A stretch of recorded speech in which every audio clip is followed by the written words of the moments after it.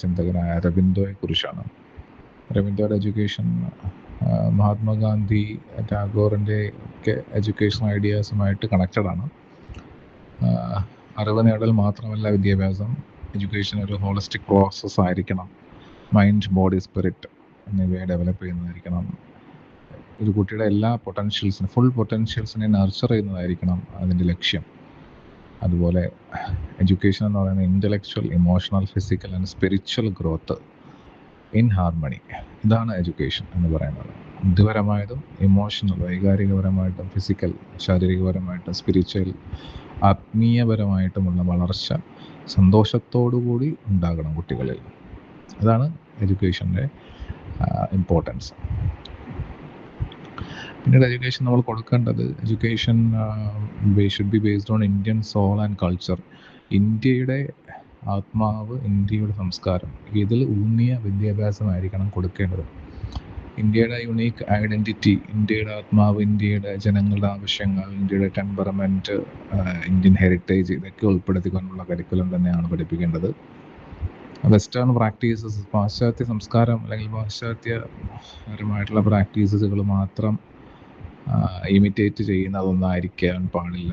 ഇന്ത്യയുടെ ഫ്യൂച്ചർ ആസ്പിറേഷൻസും, ഇന്ത്യയുടെ സ്പിരിച്വൽ എവല്യൂഷൻസും, ഇന്ത്യയുടെ ഭാവി കാര്യങ്ങളും, അതുപോലെ ഇന്ത്യയുടെ ആത്മീയപരമായിട്ടുള്ള മാറ്റങ്ങളും ഒക്കെ അലൈൻ ചെയ്തുകൊണ്ട് ഇന്ത്യൻ ട്രഡീഷൻസിനും കൾച്ചറൽ വാല്യൂസിനും ഒക്കെ ഇമ്പോർട്ടൻസ് കൊടുത്തുകൊണ്ടുള്ള ഒരു വിദ്യാഭ്യാസമാണ് അരബിന്ദോ എഡ്യൂക്കേഷൻ ഐഡിയാസിൽ ഉൾപ്പെടുത്തിയിട്ടുള്ളത്.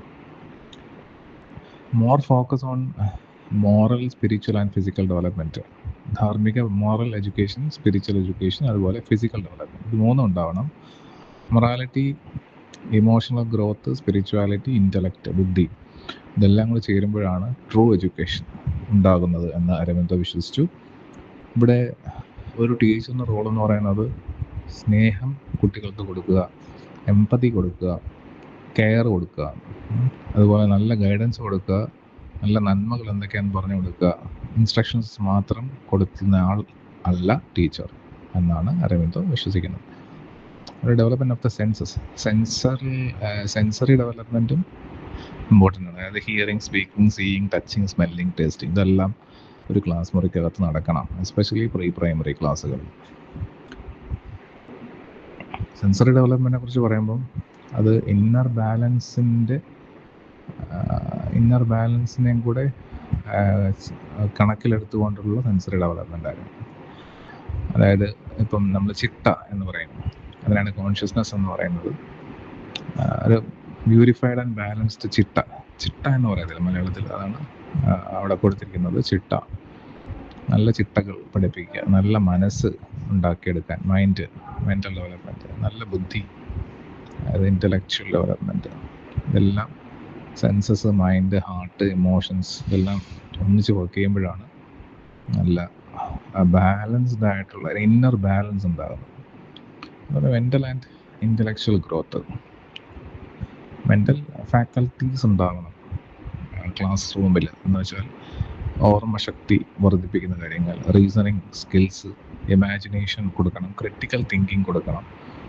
ഇതെല്ലാം കൊടുക്കുമ്പോഴാണ് ഇതിനെയൊക്കെയാണ് നമ്മൾ മെൻ്റൽ ഫാക്കൽറ്റീസ് എന്ന് പറയുന്നത്. അത് ഡെവലപ്പ് ചെയ്തെടുക്കുക. ഇൻ്റലക്ച്വൽ ഗ്രോത്ത്, അതോടൊപ്പം തന്നെ ബുദ്ധി വളർച്ചയും പാർട്ട് ഓഫ് എഡ്യൂക്കേഷനാണ്. രണ്ടും ബാലൻസ് ചെയ്ത് കൊണ്ടുപോകണം. Moral education, spiritual education, physical development, intellectual development, ഇതെല്ലാം ബാലൻസ് ചെയ്ത് വേണം കൊണ്ടുപോകാനായിട്ട്.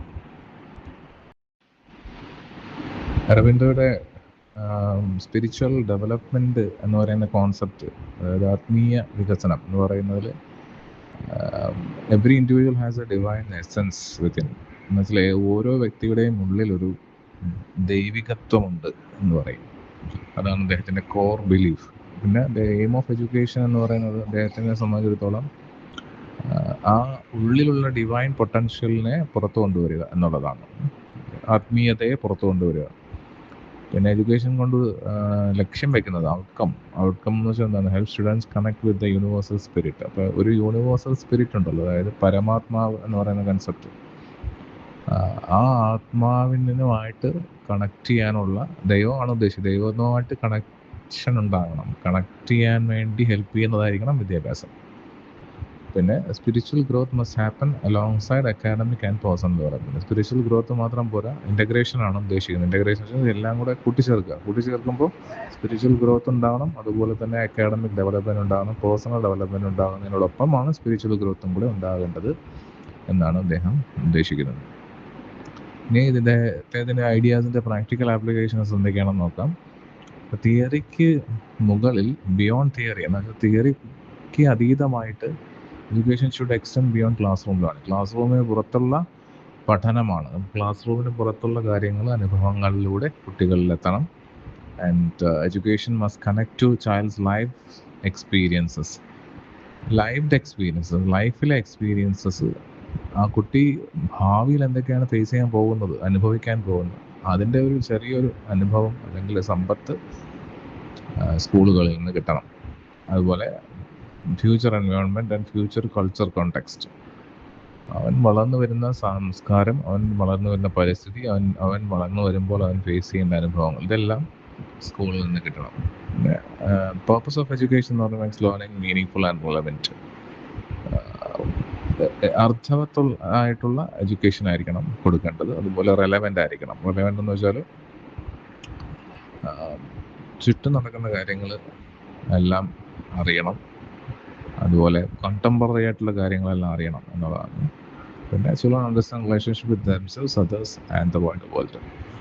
കുട്ടികൾ തമ്മിൽ പരസ്പരം ബന്ധങ്ങളുടെ മൂല്യങ്ങൾ മനസ്സിലാക്കണം. ഇതാണ് എഡ്യൂക്കേഷൻ്റെ റിസൾട്ട്.